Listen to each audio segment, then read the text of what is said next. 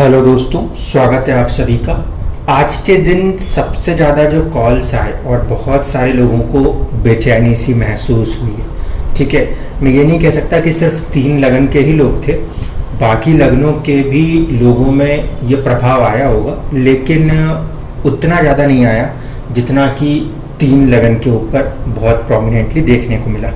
देखिए, इवेंट क्या हुई है। इवेंट ये हुई है कि चंद्रमा जो हैं वो शतभिषा नक्षत्र के अंदर एंटर हुए। ठीक है, चंद्रमा एक नक्षत्र में एक दिन रहते हैं, इसीलिए ये जो पर्टिकुलर चीज़ें हुई ये कहीं ना कहीं एक दिन का इवेंट मानी जा सकती है। इसमें से जिन लोगों के ऊपर चंद्रमा की कोई सी भी दशा चल रही थी या राहु की कोई दशाएं चल रही थी, तो उनको ये थोड़ा सा ज़्यादा इंटेंसिटी में महसूस हुआ। बाकी लोगों के ऊपर दशाएं नहीं थी, उसके बाद भी कुछ हद तक वो एक होता है कि एक दिन हमारा किसी काम में मन लगा या नहीं लगा, समथिंग लाइक दैट। तो जो आज का दिन रहा उसमें मोस्टली लोगों ने दशा होने ना होने के बावजूद भी एक चीज़ को रिपोर्ट किया, वो कि एक अजीब सी बेचैनी। ठीक है, अब उसको समझते हैं कि जो आज हुआ ये आगे किस वे में, साइक्लिक वे में रिपीट हो सकता है, जिससे कि आप पहले से थोड़ा सा अपना डे को प्लान कर सकेंगे। तो देखिए, कंडीशन तो आपको समझ में आ गई। कंडीशन सिर्फ इतनी सी है कि चंद्रमा ने राहु के नक्षत्र के अंदर एक दिन की शरण रखी। राहु जो है वो बेसिकली किसी भी तरीके की सोच को डेवलप कराने का काम कर सकता है, और जब चंद्रमा राहु के नक्षत्र में बैठता है तो हर वो चीज़ सोच सकता है जो एग्जिस्ट करती हो या ना करती हो। ठीक है, इसीलिए मन के अंदर बहुत सारे ख्याल आए। अब हुआ क्या, जो राहु है वो एक तो 3 लगनों के लिए अगर हम बात करें, 3 लगन क्यों बोल रहा हूँ ध्यान से समझिएगा। राहु इस समय कृतिका नक्षत्र से ही गोचर कर रहा है, जबकि पहले भी जब वो वृषभ राशि में थे तब भी कृतिका नक्षत्र से ही गोचर हो रहा था। तब से मेरे पास हर बार फोन आ रहे थे, लेकिन अब और तब में अंतर है। उस समय राहु जब तक वृषभ राशि में रहा तो वृषभ राशि स्थिर राशि थी, वहाँ पे चंचलता बहुत ज़्यादा नहीं थी। दूसरी बात है, उसका स्वामी जो है वो शुक्र है, इसलिए जो रिएक्शन होते थे वो उतने ज़्यादा उग्र होकर नहीं होते थे। लेकिन अब राहु जो है वो 1 नंबर की राशि में है, जो कि चर राशि है, मूवेबल राशि है। थोड़ी सी भी चीज़ होगी तो उसकी इंटेंसिटी बढ़ जाएगी, हाई इंटेंसिटी की राशि है ये। और यहाँ पे अब जो ऊपरी तत्व है वो मंगल का तत्व है, इसीलिए एग्रेशन ज़्यादा बढ़ेगा। पहले वाले में शुक्र था तो हम उतने एग्रेसिव नहीं हो रहे थे, लेकिन अब राहु के नक्षत्र में जब जब चंद्रमा जाएगा तब तब थोड़ा सा एग्रेसिवनेस भी महसूस होगी। इस चीज़ को ध्यान रखिएगा। अब क्योंकि राहु सूर्य के नक्षत्र में है, इसलिए मैं 3 लगनों को सबसे ज़्यादा इम्पोर्टेंस यहाँ पे दे रहा हूँ कि ये अपने अंदर थोड़ा सा ज़्यादा एक चीज़ों को लेकर सोच रहे हैं। ठीक है, इसमें से पहला जो है वो है कौन सा, 6 नंबर का कन्या लगन। कन्या लगन में सूर्य जो है वो 12th हाउस के 12वें घर के स्वामी बनते हैं। ऐसे स्थिति में रोग, चोट, मानसिक परेशानियां, ऐसे कई सारी ख्याल वो कहीं ना कहीं बेचैन किए हुए थे। ठीक है, क्योंकि राहु का जो संबंध है वो भी यहाँ पे सूर्य से बहुत स्ट्रांगली बना हुआ है, और ये संबंध कहीं ना कहीं अभी 15 तारीख तक बना रहेगा। ठीक है, इस बात को ध्यान रखिएगा। तो इस चीज़ को पहले समझ लीजिए, जितने भी लोग कन्या लगन से थे, दशा कोई भी चली हो, लेकिन क्योंकि चंद्रमा राहु के नक्षत्र से गोचर किया तो कहीं ना कहीं उनको थोड़ी सी बेचैनी महसूस हुई। अब इंडिविजुअल कुंडली में जिन लोगों का जन्म का चंद्रमा स्थिर राशियों में हो, ठीक है, और थोड़ा सा कठोर राशियों में हो, तो वो चंद्रमा इतना ज़्यादा अप एंड डाउन महसूस नहीं करेगा। लेकिन जिन लोगों का चंद्रमा 3 नंबर, 12 नंबर, 9 नंबर, 6 नंबर या फिर 1 नंबर, 7 नंबर, 4 नंबर और 10 नंबर का होगा, उन लोगों को ये चीज़ महसूस होगी।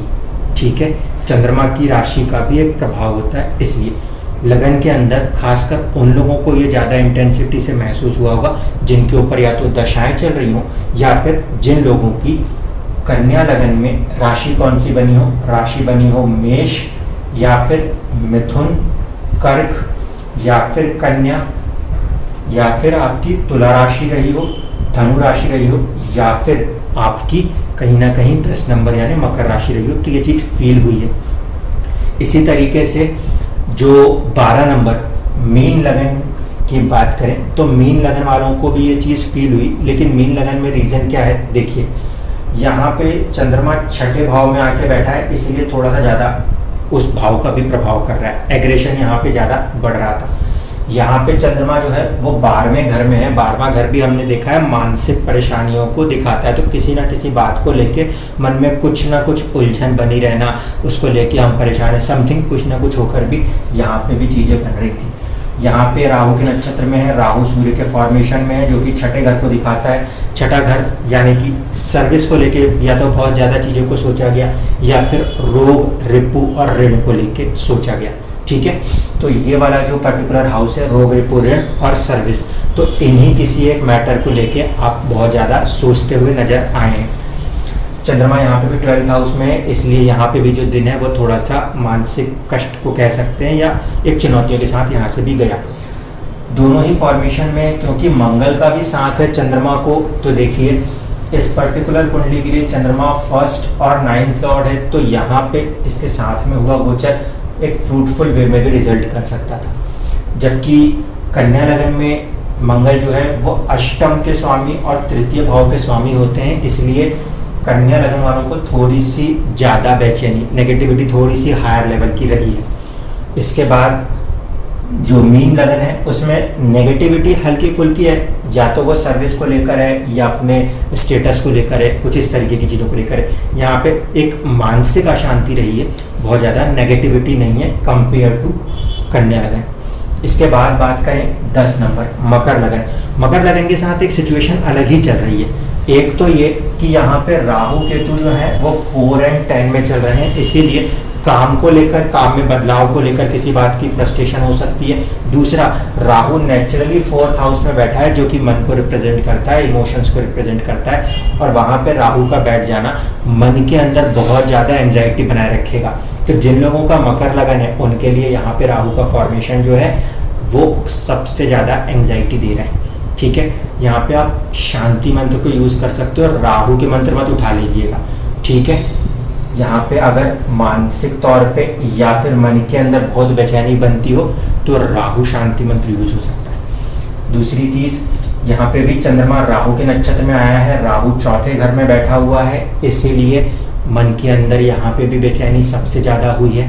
ठीक, मंगल यहाँ पे सपोर्ट करते हैं कहीं ना कहीं लाभ भाव को भी और 4th हाउस को भी, इसलिए कहीं ना कहीं लाभ बनाने को लेकर ही कुछ चुनौतियाँ भी देखने को मिली हैं।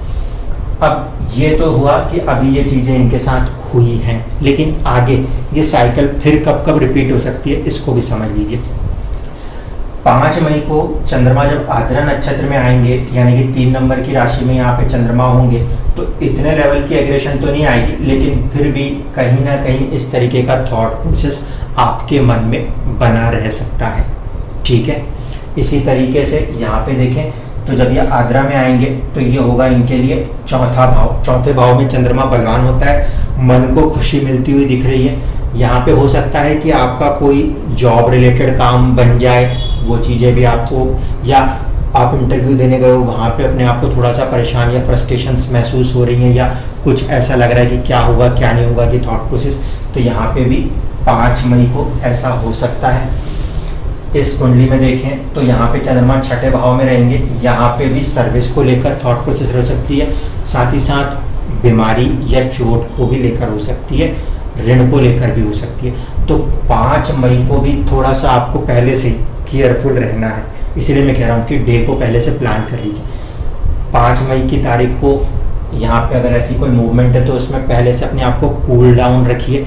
चंद्रमा को कूल डाउन रखने का तरीका होता है पानी को पीना या पानी वाली चीज़ों के साथ कनेक्ट हो जाना। ठीक है, इस तरीके से आप जो भी भ्रम की स्थितियाँ राहु बना रहा है उसको कंट्रोल करेंगे। दूसरी चीज़ है 14 मई को स्वाति नक्षत्र। जब स्वाति नक्षत्र आएगा इसका मतलब है कि 7 नंबर की राशि, इस कंडीशन में भी आप थोड़ा सा ऐसा महसूस कर सकते हो। ठीक है, क्योंकि ये एक साइक्लिक प्रोसेस है, इसीलिए हम पहले से कह पा रहे हैं। 5 मई, 14 मई, इसके बाद अगली जो तारीख आएगी वो अगली तारीख होगी तकरीबन 24 या 25 मई के आसपास। तो वहाँ पे भी एक साइक्लिक वे में चीज़ें हो सकती हैं।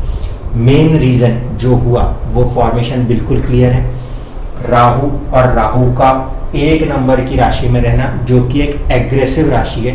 पहले सेम नक्षत्र था लेकिन राशि जो थी वो थोड़ी सी शांत प्रभाव की थी, ये उग्र प्रभाव की राशि है, इसीलिए इंटेंसिटी काफ़ी ज़्यादा उग्रता के रूप में देखने को मिली है। ठीक है, तो जो लोग भी सभी लग्नों की पहले बात करूं कि सभी लग्नों के अंदर चंद्रमा का राहु के ऊपर से गोचर, आपकी जगन कुंडली में राहु जहाँ कहीं भी रहा हो उसका एक प्रभाव उसने दिया है। दूसरी चीज़ कि क्योंकि तत्कालिक गोचर में वो राहु एक उग्र राशि में है, इसलिए थोड़ा सा आपके अंदर एग्रेशन भी बढ़ा है, मन के अंदर बेचैनी बहुत हाई लेवल पे बढ़ी है। तो ये चीज़ें आपको दोबारा 5 मई, 14 मई और 24 मई को देखने को मिल सकती है।